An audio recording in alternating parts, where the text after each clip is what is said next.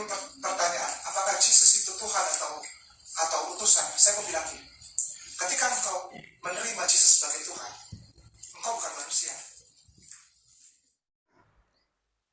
Ya, shalom bagi kita semua dimanapun kita berada pada saat ini. Kiranya kita semua tetap berada dalam keadaan sehat, dan apapun yang merupakan aktivitas kita sepanjang hari ini, kiranya Tuhan Yesus memberkati.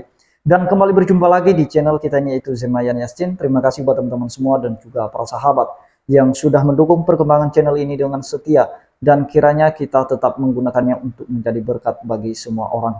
Nah teman-teman, pada video kali ini saya menanggapi seorang ustadz yang bernama Ustadz Kainama, di mana dia berkata kepada seorang calon mualaf.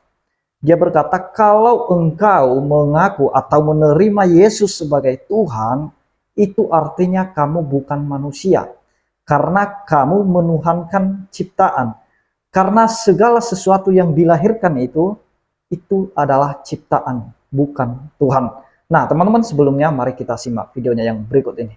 Kalau Tuhan kami orang Kristen bisa menjadi manusia, saking hebatnya dia. Salah, itu justru ketidakhebatan dia. Karena apa? Ketika Tuhan inkarnasi jadi manusia, maka dia menjadi terbatas, dia menjadi limited. Sedangkan Tuhan itu unlimited, tidak terbatas. Aku pengen kenal kata dia, Yesus itu Tuhan atau utusan? Karena memang naluri setiap orang, bukan dari Yoel atau Kristen. Muslim juga begitu. Kenapa? Semua orang harus tahu, semua orang harus tahu, semua orang harus tahu siapa Yesus. Yesus kawan yang sejati. Bukan Tuhan tuh. Itu lagumu sendiri. Itu lagu pas di ini ya. Di ibadahnya. Gini. Kuncinya gini. Pertanyaannya bukan timbul dari ayat Bible kepada Yoel. Pertanyaan Yoel tentang sosok gitu ya. Kita jawab juga supaya tidak bingung. Kita jawab dengan sosok dan kebenaran hakiki universal. Namanya common sense. Common sense itu apa? Kesadaran umum. Orang tidak perlu sekolah untuk tahu bahwa yang dilahirkan itu pasti ciptaan. Nggak perlu sekolah, nggak perlu belajar teologi, nggak perlu. Itu common sense. Itu natural, nature, itu alamiah. Gini, kita tahu lah, matahari itu sampai kapan pun akan ciptaan.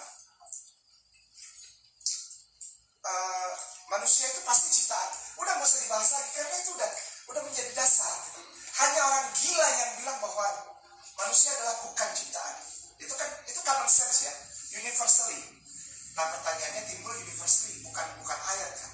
Kecuali ayat. Kalau ayat kita bisa panjang omongannya. Tapi ini saja, satu saja. Yoel, engkau tanya gitu sama Kainama bilang gini. Ketika ada timbul pertanyaan, apakah Yesus itu Tuhan atau utusan? Saya mau bilang gini. Ketika engkau menerima Yesus sebagai Tuhan, engkau bukan manusia. Nah, perhatikan kalimat terakhirnya kepada si Yoel ini teman-teman ya, yang merupakan calon mualaf. Saya kurang tahu apakah dia benar-benar seorang calon mualaf atau apakah dia benar-benar seorang Kristen yang akan mau memeluk agama Islam. Tetapi yang saya bahas di sini adalah apa yang disampaikan oleh Ustadz Kainama tentang Yesus Kristus, di mana dia berkata hanya orang gila yang mengaku bahwa setiap orang yang dilahirkan itu adalah Tuhan. Nah teman-teman, mungkin dia berpikir bahwa Yesus itu dilahirkan oleh manusia dan kita anggap dia sebagai ciptaan. Mungkin dalam pemikiran Kainama seperti itu.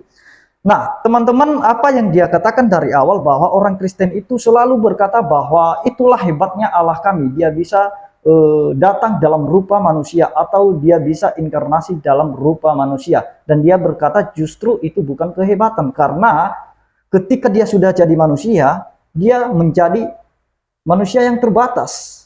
Nah, bukan lagi maha kuasa dan lain sebagainya. Jadi teman-teman, yang mau saya bahas di sini apa yang disampaikan Kainama, pertanyaannya apakah benar apa yang dikatakan oleh Alkitab bahwa Yesus itu Tuhan atau ciptaan? Karena kalau kita melihat dari ayat Alkitab manapun, tidak ada satu ayat pun yang kita temukan bahwa Yesus itu merupakan ciptaan Allah. Nah, justru kenapa Allah datang dalam rupa manusia? Karena kasih-Nya kepada manusia. Karena begitu besar kasih Allah akan dunia ini, sehingga Ia mengaruniakan anaknya yang tunggal, supaya setiap orang yang percaya kepadanya tidak binasa, melainkan beroleh hidup yang kekal. Dan itu tandanya bahwa Allah itu cukup luar biasa, dahsyat. Allah yang hebat adalah Allah yang sanggup menyelamatkan umatnya dari dosa. Dan itulah yang dilakukan oleh Allah kita sendiri di dalam Yesus Kristus. Mari kita lihat mula-mula awalnya mereka biasanya mengambil senjata dari ayat Wahyu 3 ayat 14. Nah, mungkin Kainama belum tahu ayat ini, dan juga mungkin beberapa polemikus muslim belum tahu ayat ini, dan ketika nanti saya paparkan atau saya jelaskan, ya mungkin nanti ada mereka yang menanggapinya. Nah, teman-teman, saya akan membacakannya bagi kita, Wahyu 3 ayat 14. Dan tuliskanlah kepada malaikat jemaat di Laodikia, inilah firman dari Amin, saksi yang setia dan benar, permulaan dari ciptaan Allah. Nah, kalimat yang mengatakan di sini bahwa permulaan dari ciptaan Allah, dan mereka mulai berasumsi, mulai menafsirkan ini bahwa Yesus itu ciptaan. Jelas kalimatnya di sini katanya. Nah, teman-teman, kalau kita kembali ke dalam teks aslinya, dia memakai kata arche yang merupakan permulaan, he arche. Nah, jadi permulaan di sini adalah merupakan permulaan awal atau sumber yang menyebabkan segala sesuatu ada. Sumber, permulaan yang menjadikan segala sesuatu ada. Nah, jelas di sini permulaan, dan itu sinkron atau sejalan dengan Yohanes 1 ayat 1 tentang permulaan itu, bahwa permulaan yang dimaksud di situ adalah permulaan yang menyebabkan ciptaan ada, yang menyebabkan sesuatu itu ada. Tanpa dia tidak ada sesuatu pun yang jadi. Itulah permulaan, itulah awalnya. Itulah sebabnya Yesus berkata, akulah yang awal. Dia mula-mulanya yang menjadikan segala sesuatu itu. Kita lihat dari Yohanes 1 ayat 1 sampai 2. Begini firman Tuhan, pada mulanya adalah firman. Firman itu bersama-sama dengan Allah, dan firman itu adalah Allah. 2. Ia pada mulanya bersama-sama dengan Allah. Perhatikan ayat 3. Segala sesuatu dijadikan oleh Dia, dan tanpa Dia tidak ada sesuatu pun yang telah jadi dari segala yang telah dijadikan. Itulah permulaan dari ciptaan itu. Dia yang mula-mula memulai segala sesuatu itu ada. Itulah sebabnya ketika di dalam Kejadian 1, mari kita lihat dalam Kejadian 1 ayat 1. Begini firman Tuhan, pada mulanya Allah menciptakan langit dan bumi. Bumi belum berbentuk dan kosong, gelap gulita menutupi samudera raya, dan roh Allah melayang-layang di atas permukaan air. Perhatikan ayat 3. Berfirmanlah Allah, jadilah terang, lalu terang itu jadi. Nah, Allah berfirman, jadilah terang. Kenapa terang itu bisa jadi? Karena Allah berfirman, dan firman itulah yang menjadikan terang itu ada. Nah, Allah berfirman. Firman itu siapa? Yaitu firman yang telah menjadi manusia. Di dalam Yohanes 1 ayat 14.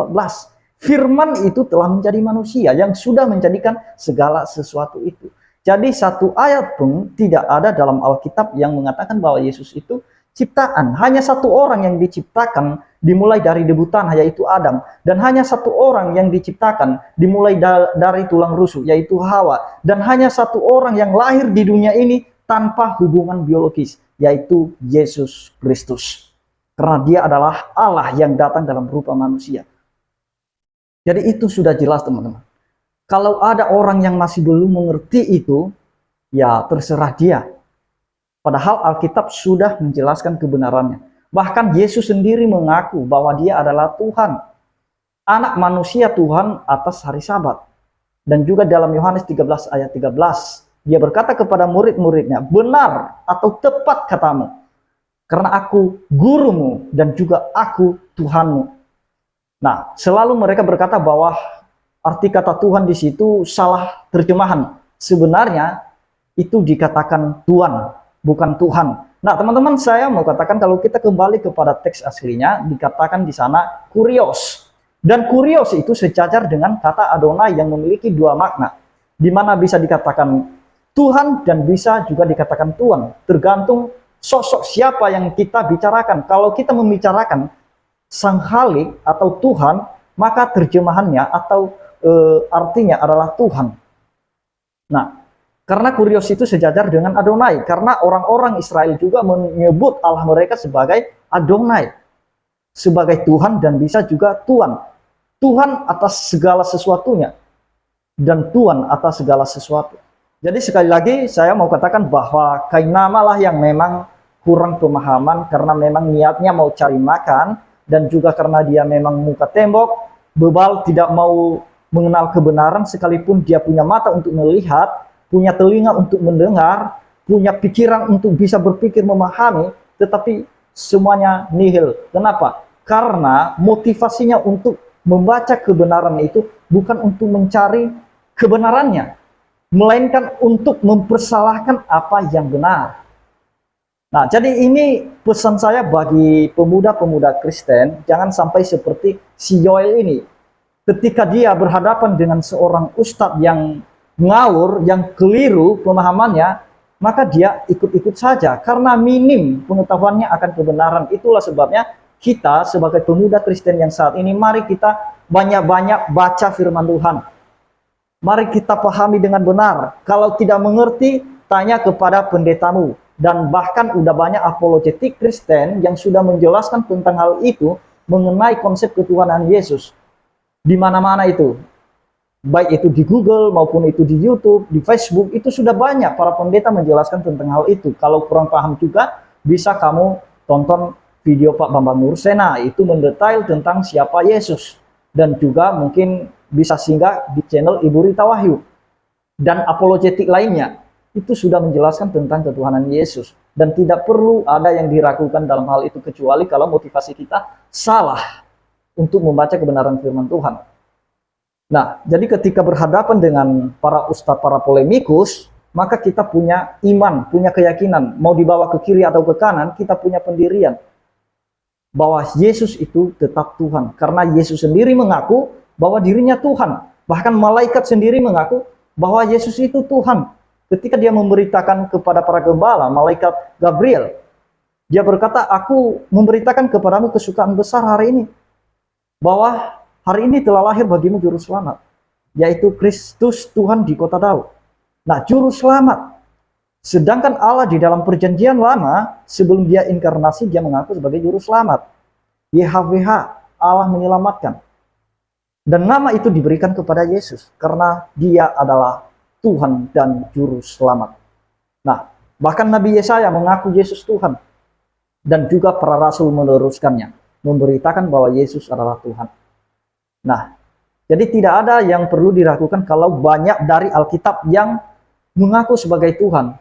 Kalau Nabi mengaku Yesus sebagai Tuhan, dan juga Allah sendiri menubuatkan tentang hal itu, bahkan malaikat aja mengaku Yesus sebagai Tuhan, dan juga para rasul. Lalu apa yang diragukan dari pengakuan-pengakuan orang-orang hebat ini, termasuk malaikat ini? Kan konyol kalau misalnya kita tidak percaya kepada pengakuan malaikat sendiri, dan juga pengakuan para nabi. Bahkan di dalam kitab suci mereka sudah mengatakan bahwa kitab suci mereka itu membenarkan apa yang tertulis dalam Injil, Taurat, dan Zabur. Nah, jadi membenarkan di situ bahwa menyetujui apa isi dari Injil itu. Mengaminkan apa yang tercatat dalam Taurat, Zabur, dan Injil. Nah, jadi apa yang perlu diragukan?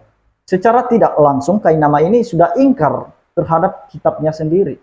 Karena kitabnya sendiri mengakui tentang apa yang dicatat oleh Injil itu sendiri. Bahwa Yesus itu adalah Tuhan, dia lahir, mati, dan bangkit pada hari yang ketiga.